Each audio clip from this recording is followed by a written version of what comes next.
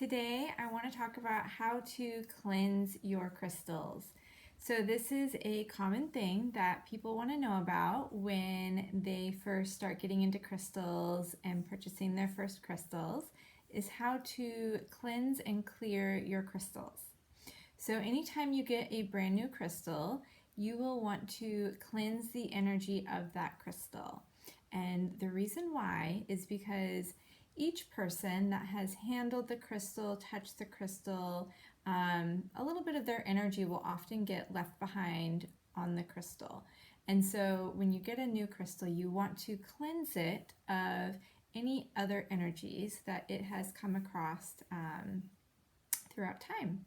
And so to get started, one of the ways that you can cleanse crystals is by using water. So some people like to take a tumbled crystal and run it under cold water to cleanse it. This is okay with some crystals. If it's a crystal that is like quartz, aventurine is a hard crystal, meaning it has a very hard, dense structure to it.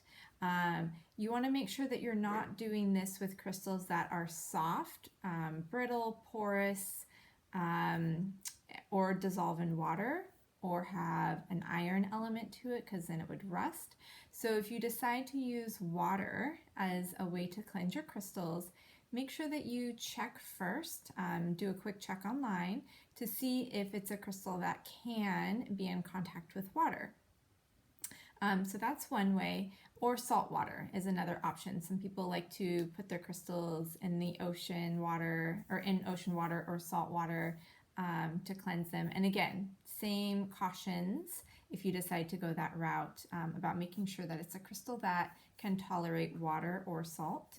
And then some people like to use a bowl of salt, because salt is a very purifying element. And so some people will take a bowl of salt and kind of just place their crystal in the salt.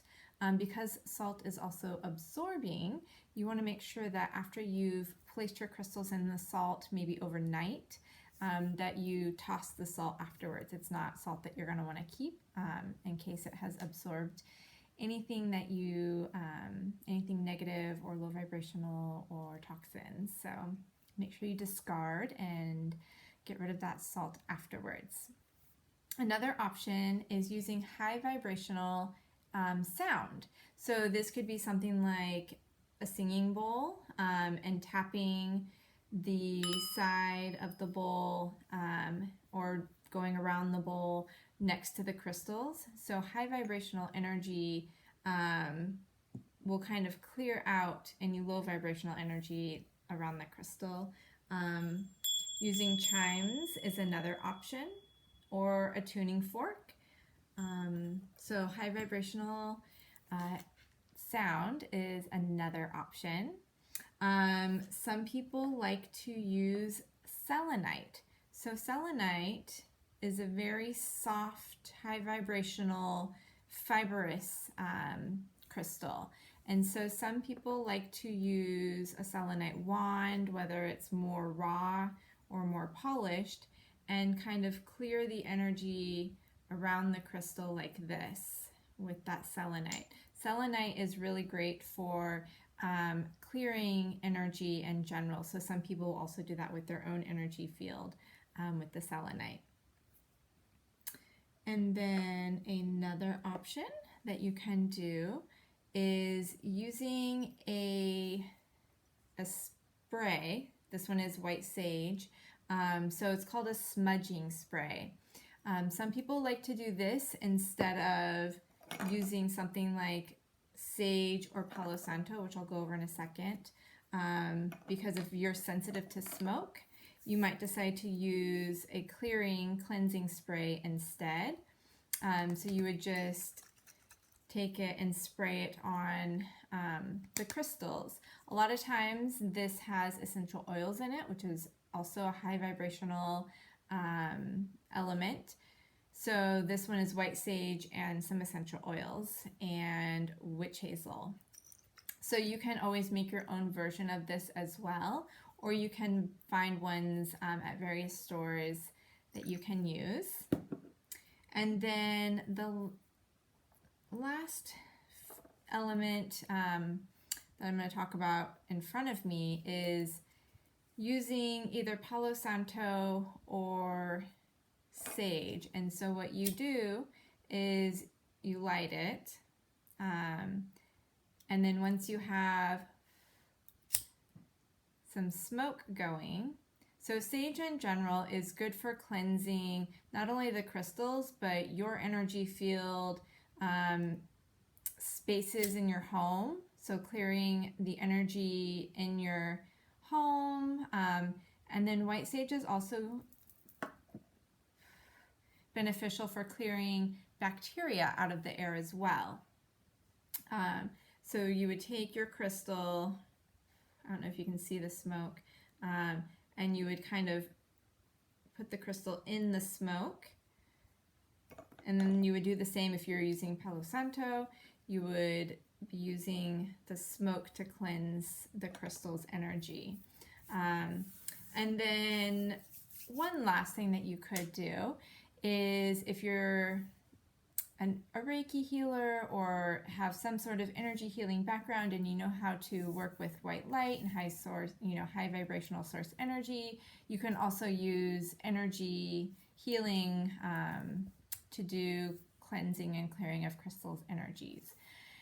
And then I get asked a lot about moon energy and the sun energy. So some people like to use the sun or the moon with their crystals.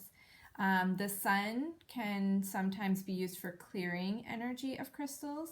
The downside to sun is that, just like our skin, your crystals can be sensitive to the UV rays of the sun. So they may bleach your crystals if you have something like rose quartz or amethyst. So just be aware that the crystals may lose their coloring if left out in the sun.